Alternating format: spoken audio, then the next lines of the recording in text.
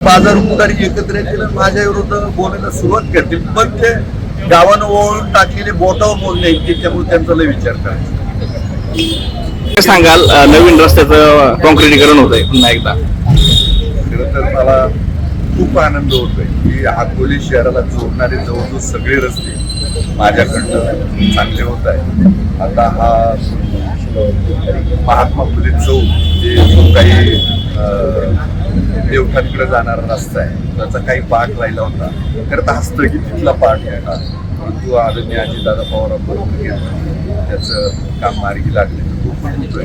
काही दिवसात कारखान्याचं काम गळीत हंगाम चालू आहे म्हणून ते काम थोडं बंद ठेवलं, तेही काम पूर्णत्वाला जाणार आहे आणि सगळीकडं खूप चांगली कामं केली.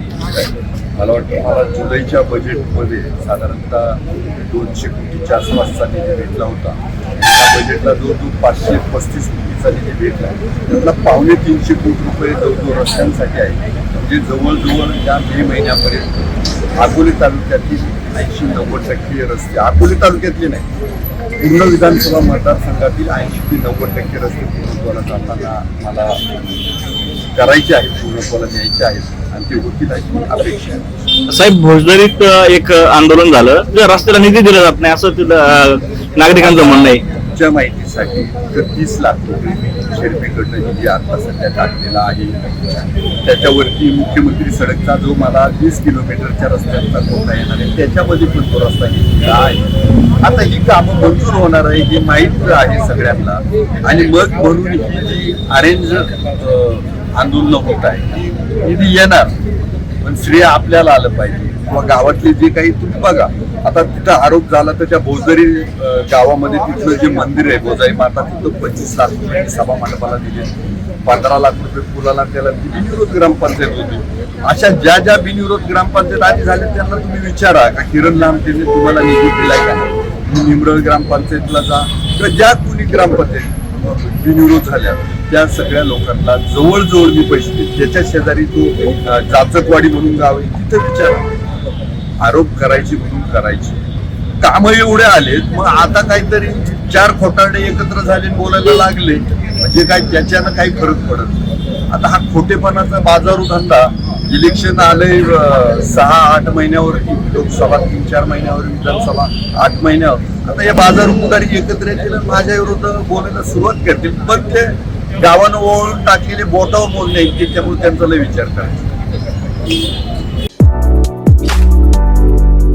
आपली माणसं आपलं दुकान श्री स्वामी समर्थ क्लॉथ आणि मॅचिंग सेंटर, तसेच श्री स्वामी समर्थ एंटरप्राइजेस होलसेल कापड दुकान. अकोलेकरांच्या पसंतीस उतरलेलं कापड विश्वातील लोकप्रिय नाव म्हणजे श्री स्वामी समर्थ कापड दुकान. मनमोहक वस्त्रालंकार, वाजवी किंमत आणि विनम्र सेवा. 6 वार साडी, 9 वार sari, Banarasi silk, suiting, shirting, Manchar टोपी, टॉवेल, शाल, नॅपकिन, फेटा, इनरवेअर आदी साहित्य एका छताखाली. लग्न बस्त्यासाठी खास अद्ययावत व्यवस्था, तसेच लग्न बस्त्यावर ट्रॉली बॅग फ्री. लहान मुलांच्या असंख्य व्हरायटीजचे मनमोहक कपडे. महिलांसाठी होलसेल स्वतंत्र साडी विभाग, तसेच स्वतंत्र लेडीज आणि जेंट्स विभाग. एक वेळ अवश्य भेट द्या. खरेदी करा मनमोहक वस्त्र आणि खुलवा आपलं सौंदर्य. आमचा पत्ता शाखा नंबर 1 श्री स्वामी समर्थ क्लॉथ व मॅचिंग सेंटर, अगस्ती कॉम्प्लेक्स, पहिला मजला, बाजार तळाजवळ, अकोले, तालुका अकोले.